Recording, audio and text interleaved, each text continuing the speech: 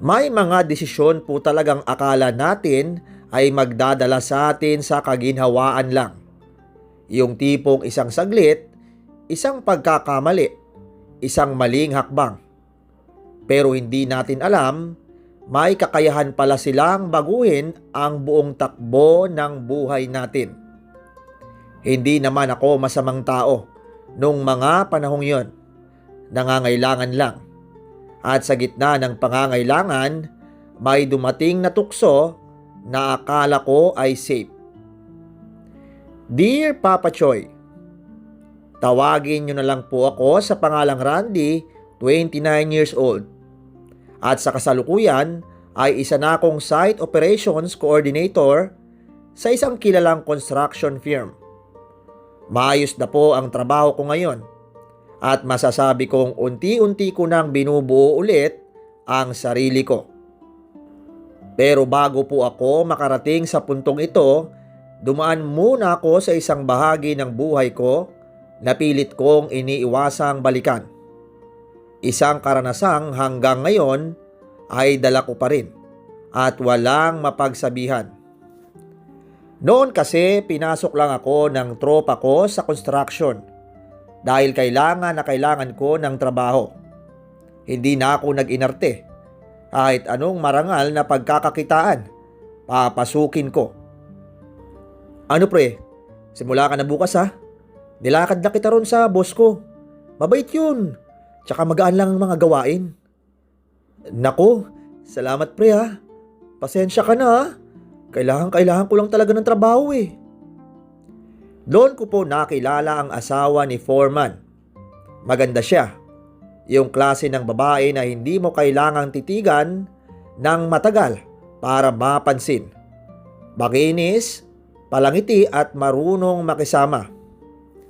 Napansin ko din na madali siyang mapalapit sa mga lalaki. Sa umpisa, iniisip ko na baka ganun lang talaga siguro siya. Kahit sa mga inuman na puro kaming lalaki. Nandoon siya at nakikijamming. Hindi ko naman po talaga plano noon na uminom. Parang naging ritual na lang ng mga kasamahan ko na kapag swelduhan at may kaunting tulog sa katawan, kailangan daw pala ng stress release sa pamamagitan ng konting alak. Sagot na rin daw ni Foreman ng alak. Kaya kahit hindi ako masyadong umiinom, ay pumayag na ako. Tara na, inuman na tayo pre. Habang hawak ng bote ng beer at halatang tinatamaan na ang mga kasamahan ko. Okay na ako, Foreman. Sagot ko na sinusubukang ipakita na kontrolado ko pa din ang sarili ko. Ngunit ang tono niya ay parang may kasamang pag-uudyok. Wala ka ng choice, Randy. Konti lang to, promise. Pamparelax lang. Hindi ko na napigilan ang sarili kong pumayag na lang. Minsan lang naman eh. Tsaka wala namang pasok kinabukasan. Pagkaupo ko ay doon ko po nakita ang asawa ni Foreman sa unang pagkakataon.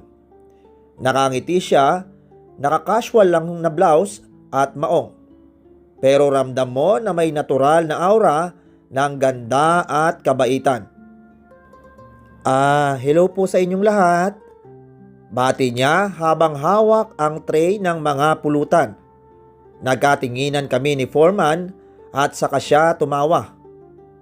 O Randy, ikaw na lang ang hindi nakakakilala sa kanya. Siya ang asawa ko. Hindi mo pa siya nakikita sa site, di ba? Tama po sir. Nice to meet you ma'am. Bati ko habang sinusubukang magpakita ng maayos na posture. Ikaw pala si Randy? Bati niya sabay ngumiti. At doon nagsimula ang simpleng kwentuhan habang nag-aabutan ng mga tagay. May halo ng mga tawanan, asaran at mga kwentong pang-araw-araw sa site. Uy Randy, tikman mo rin itong adobo ko. Gawa ko mismo yan kanina. Sabay abot niya ng maliit na plato sa akin. Salamat po ma'am. Sobrang nakakagutom po yung amoy. Sagot ko habang tinatanggap ang plato.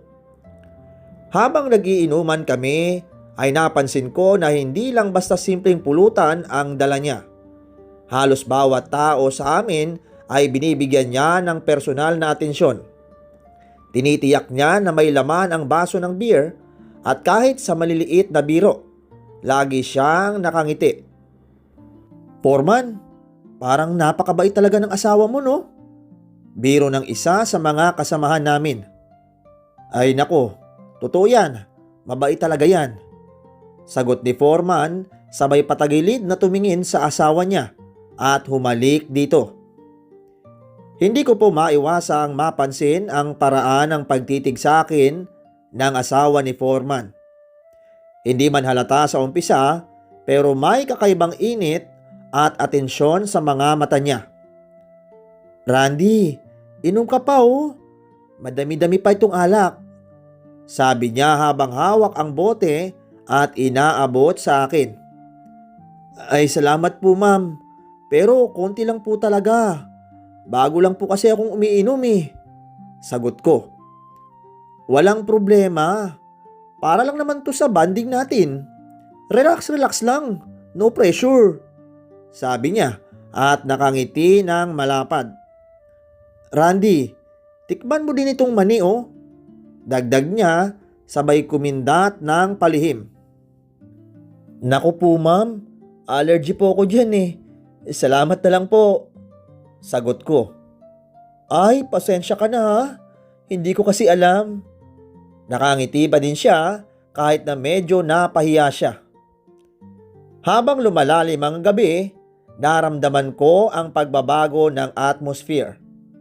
Hindi lang basta inuman ang nangyayari.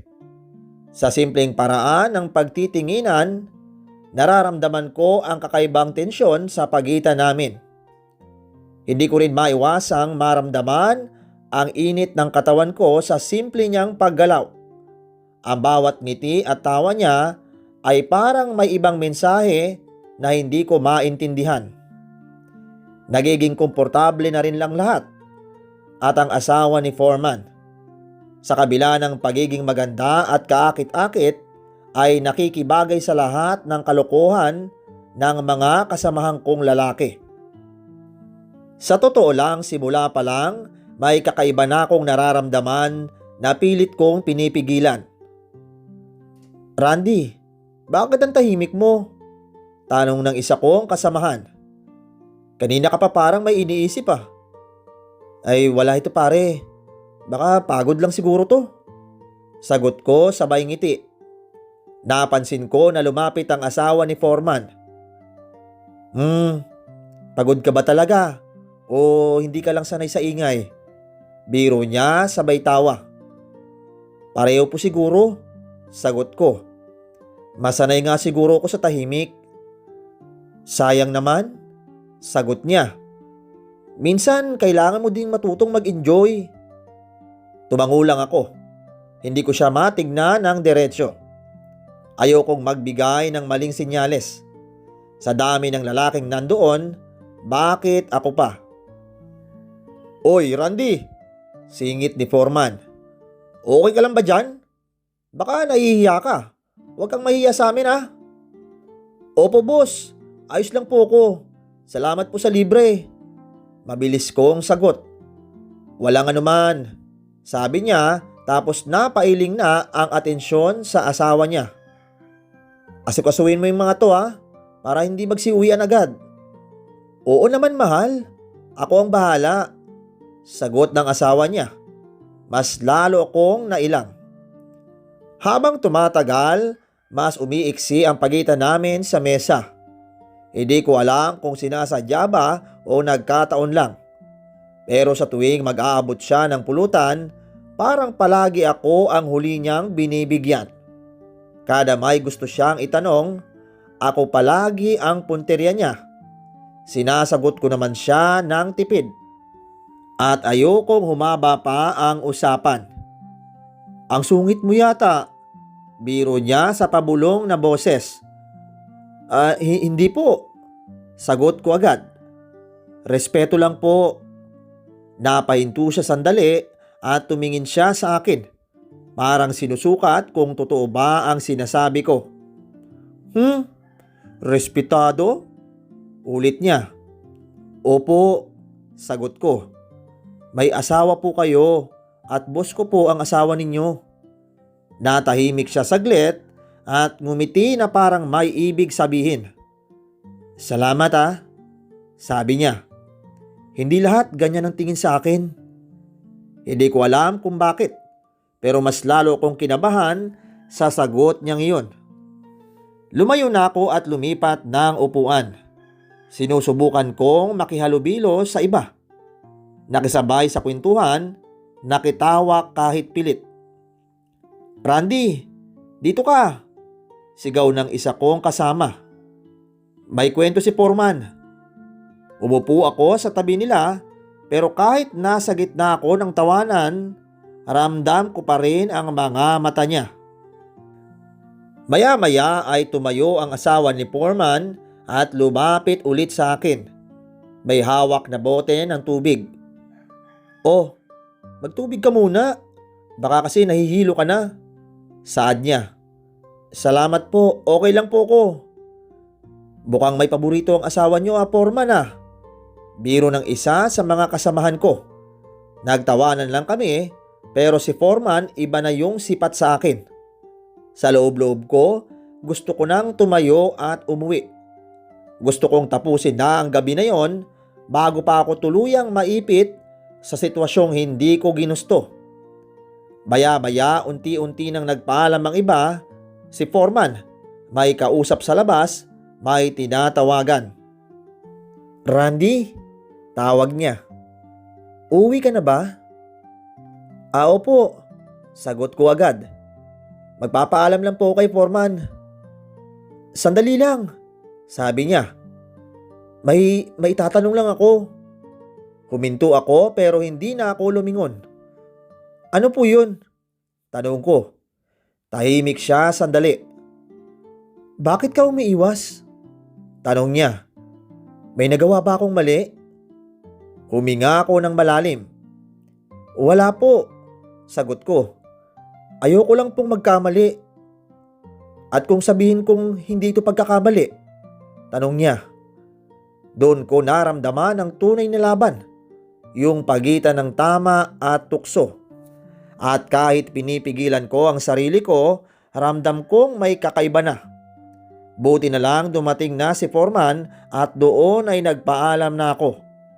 Lumingin pa akong muli at nakalingon din siya sa akin. Habang akay-akay niya si Foreman, ako na ang unang umiwas. Kinabukasan, pumasok ako sa site na may halong kaba.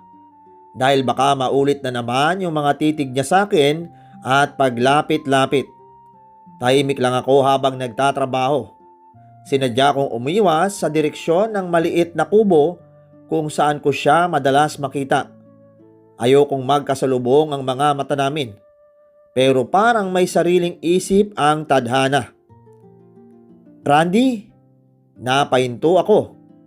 Paglingon ko, nandoon siya at hawak na maliit na supot.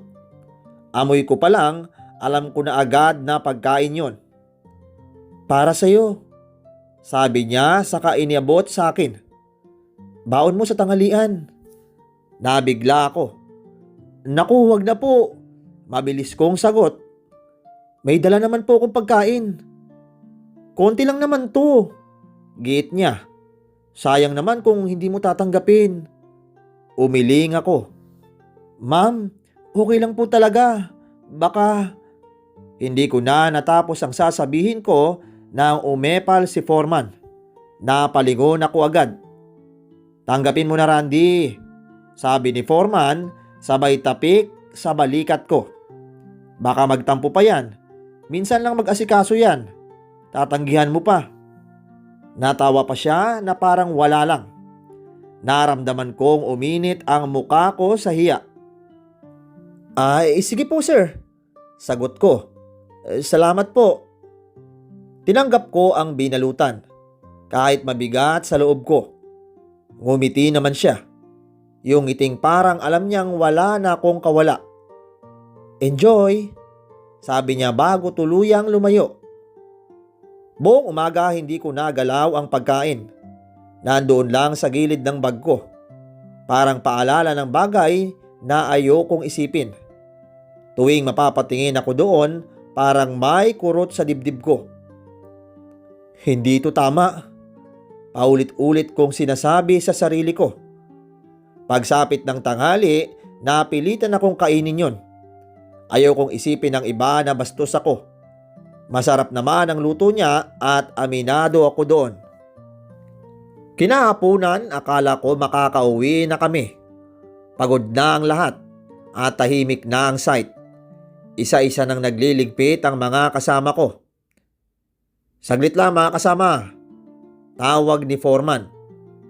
Dito muna kayo matutulog ah. Napatingin kaming lahat sa kanya. Dito po? Tanong ng isa. Oo, sagot naman ni Foreman. Maagang trabaho bukas para hindi na kayo bumiyahe. May umangal at may mga natuwa pa. Randy, tawag niya sa akin. Yes sir, sagot ko. Kasama ka ha? Kailangan kita bukas ng maaga. Nag-hesitate pa ako. Sir, pwede naman po kung pumasok ng maaga galing sa amin. Kahit pa Randy, sayang ang oras. Putol niya. Dito na kayong lahat matulog. Wala na akong nagawa. Pagdating ng gabi, isa-isa kaming dumiskarte ng latag sa sahig na ginagawa pa lang na bahay. May banig naman at mga karton pero maalikabok nga lang. Humiga ako sa pinakadulo, malayo sa pintuan at sa liwanag. Narinig ko pa ang boses ni Foreman sa labas. May kausap sa telepono. Maya-maya humupa na ang ingay, isa-isa na ding natulog ang mga kasama ko. Hanggang sa may narinig akong isang yabag sa labas. Gusto ko mang silipin yon pero nilamon na ako ng antok.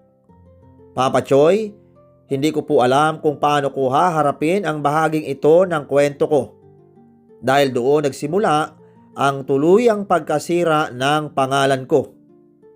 Bandang mga alauna ng madaling araw nagising ako. Mabigat pa ang mga mata ko pero naiihi na talaga ako. Daan-daan akong bumangon para hindi magising ang mga kasama ko. Lumabas ako ng ginagawa pa lang na bahay at pumunta sa madilim na parte sa likod. Doon sa may tambak ng hollow blocks at graba. Habang nakatalikod ako at ginagawa ang kailangan ko, pakiramdam ko may presensya sa likod ko. Paglingon ko halos tumalon ang puso ko sa gulat. Naroon siya, Papa Choy. Nakatayo sa ilang hakbang lang ang layo. Madilim ang paligid pero kilala ko ang hubog ng mukha niya, pati ang tindig niya. Ma'am? Halos pabulong kong sabi. Anong ginagawa niyo po dito sa dilim? Hindi siya sumagot. Tinitigan lang niya ako. Ma'am, delikado po dito. Dagdag ko. Baka makita tayo. Hindi ko na natapos ang sasabihin ko at sa isang iglap, lumapit siya. At bago ko pa maproseso ang nangyayari, naramdaman ko ang labi niya sa akin. At nanlaki ang mga mata ko. Ma'am, pilit kong sambit. Pero hinigpitan niya ang pagkakahawak sa braso ko. Hindi ko yon inaasahan at nataranta na ako. Parang nanigas ang katawan ko sa gulat. Hindi ko alam kung itutulak ko ba siya o sisigaw. Ma'am, wag. Bulong ko. Pilit na inilalayo ang muka ko. Hindi po ito tama. Pero hindi siya nakinig. Hinila niya ako palayo sa bukas na bahagi ng site papunta sa mas tagong parte ng ginagawa pa lang na bahay. Ma'am, tama na po. Sabi ko na halos pakiusap na. Asawa po kayo ni Foreman. Wala namang makakakita eh. Mahina pero madiin niyang sagot. At saka tulog na sila. Sa totoo lang natulala ako. Pero sa isang banda, gusto kong kumawala pero nandoon yung kahinaan ko bilang lalaki. Basta ang masasabi ko lang, may nangyari sa amin doon sa madilim na sulok ng bahay na ginagawa namin. Isang pagkakamaling ilang minuto lang tumagal pero habang buhay kong pagsisisihan. Pagkatapos hinihingal pa ako, magulo ang isip at puno ng takot. "Tsaka huwag kang mag-alala," sabi niya habang inaayos ang sarili. "Walang makakaalam." Pero parang may masamang pakiramdam na agad akong naramdaman. At hindi pa man ako tuluyang nakakatayo ng maayos, may anino sa harap namin. Pagtingala ko, nakatayo doon si Foreman na nanlilisik ang mga mata at nakakuyom ang kamao. "Mga hayop kayo!" sigaw niya. Hindi ko na naisip kung paano siya nakarating doon. Kung kanina pa ba siya gising, hindi ko alam. Lumapit siya sa akin ng mabilis at inambahan ako ng suntok. "Teka sir!" sigaw ko, sabay atras. "Hindi po!" Tumama ang suntok niya sa balikat ko at natumba ko sa gilid ng mga hollow blocks. "Gago ka? Sa site ko pa talaga? At asawa ko pa!" sigaw niya. Akala ko doon na matatapos ang lahat. Akala ko aawat ang asawa niya. Akala ko sasabihin niyang pareho kaming may kasalanan. Pero ang sumunod na nangyari ang hindi ko po talaga inaasahan. Bigla siyang umiyak, yung parang nawasak ang pagkatao niya. "Hindi ko ginusto to!" sigaw niya. "Pinilit niya kasi ako eh." Para akong binuhusan ng malamig na tubig. "Ano?" Halos hindi ko masambit. Lumapit siya kay Foreman at kumapit dito. "Natutulog ako sa loob." Umiiyak niya ang kwento. "Paglabas ko para umihi, sinundan niya ako. Tapos, hinila niya ako dito." Hindi ako makapagsalita. "Hindi totoo yan!" sigaw ko. Pilit na tumatayo kahit masakit ang balikat ko. "Sir, siya po ang..." Isa na namang suntok ang dumapo sa mukha ko at doon ay nahilo na ako. "Manahimik ka!" sigaw ni Foreman. "Walang hiya ka?" Sa lakas ng sigawan ay nagising ang ilan naming mga kasama. Nagmamadali silang lumapit. "Bitawan niyo ko!" sigaw ni Foreman habang pilit pa din akong sinusugod ng suntok. "Ginahasa niya ang asawa ko!" "Ha?" gulat na sabi ng isa. "Randy? Totoo ba yan?" "Hindi!" sigaw ko. "Hindi po yung totoo. Siya ang may gusto." "Tumigil ka!" putol ni Foreman. Niyakap ng asawa niya ang sarili, umiiyak at nanginginig. "Natatakot ako," sabi niya sa pagitan ng paghikbi. "Hindi ko alam ang gagawin ko." Yung mga kasama ko ay nagkatinginan. May duda sa mga mata nila kasabay ng galit. "Foreman, sandali muna," sabi ni Tony na tropa ko. Pilit siyang hinahawakan. "Pag-usapan muna natin." "Anong pag-uusapan?" sigaw niya. Nakatayo na ako, duguan ang labi at nanginginig ang kamay. Pakiramdam ko wala akong kakampi. "Sir, hindi ko po magagawa yan." Pero sa mga sandaling yon, mas malakas ang iyak ng babae kesa sa paliwanag ko. Mas kapani-paniwala ang luha niya kesa sa katotohanan na sinasabi ko. Nang may masmasa ng lahat, nagsalita ang isa naming kasamahan. "Sandali lang." Isa siya sa pinakatahimik naming kasama. "May sasabihin ako." Lahat ay napatingin sa kanya. "Nakita ko sila kanina. Nagising ako kasi naiihirin ako. Nakita ko si Randy na lumabas mag-isa." Napatingin sa akin ng lahat. Akala ko babalik na siya ng higaan. Pagpapatuloy pa ni Joel. Pero maya-maya, may lumabas din. Yung asawa ni Foreman. "Anong ibig mo sabihin?" Madiing tanong ni Foreman. "Hindi siya sinundan ni Randy," sagot ni Joel. "Si Mampo ang lumapit at nakita kong hinila niya si Randy papunta sa likod." "Ano?" bulong ni Tony. Hindi makapagsalita si Foreman. Dahan-dahan siyang napalingon sa asawa niya. Hindi totoo yan. Mahina nitong sabi, pero wala ng lakas ang boses. Foreman, dagdag pa ni Joel, kung ginahasa siya, bakit siya ang unang lumabas? At bakit niya hinila si Randy? Ramdam ko ang biglang paggaan ng dibdib ko. Pero kasabay noon ang sakit. Kasi kung walang nakakita, tapos na sana ako. Sabihin mo ang totoo. Sigaw ni Foreman sa asawa niya. Tahimik lang ito na umiiyak pa din. Sumagot ka! Sigaw niya ulit. Hindi ko alam ang ginagawa ko. Umiiyak nitong sabi. Hindi ko sinasadya. Hindi mo sinasadya? Halos mawala ng boses si Foreman. Sisiraan mo si Randy? Sasabihin mong ginahasa ka? Lumayo na kami para bigyan sila ng privacy na mag-asawa. Lumapit si Tony sa akin. Pre, buti na lang talaga may nakakita. Hindi ako makasagot dahil nanginginig pa rin ako. Hanggang ngayon. Ramdam ko pa din yung suntok sa mukha ko.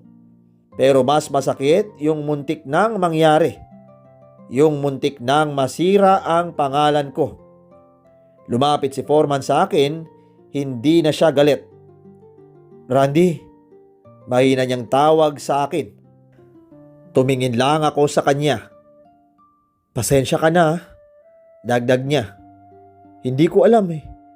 Hindi ko alam na ganun ang gagawin niya. Sir, mahinahon kong sabi. Naiintindihan ko po kung bakit kayo nagalit. Pero hindi ko po kaya na manatili pa dito. Nagkatinginan kami. Aalis ka na? Tanong ni Tony na nag-aalala. Tumango ako. Mas mabuti na siguro yun. Kung yan ang desisyon mo, maintindihan namin. Sabi ni Tony. Kinabukasan bago ko tuluyang umalis, hinanap ko si Foreman. Nagpaalam muna ako sa kanya ng formal para na rin magpasalamat sa ilang buwan na nagtrabaho ako sa kanya. Papa Choy, hindi naging madali ang mga sumunod na buwan. Natroma ako sa nangyari sa totoo lang. Pero hindi ako sumuko. Naghanap ako ng bagong trabaho. At unti-unti, nakapasok ako sa isang mas malaking kumpanya. Doon ko napatunayan sa sarili ko na hindi ako yung lalaking itinuro at pinaratangang halimaw. Sa ngayon po, gaya ng nabanggit ko kanina, isa na akong site operations coordinator. May sarili na akong maliit na team na hinahawakan. Sinisiguro kong maayos ang sistema, malinaw ang patakaran, at higit sa lahat, ligtas ang bawat tao sa site. At kung may natutunan man ako sa lahat ng ito, Papa Choy, hindi lahat ng umiiyak ay biktima. At hindi lahat ng tahimik ay may kasalanan.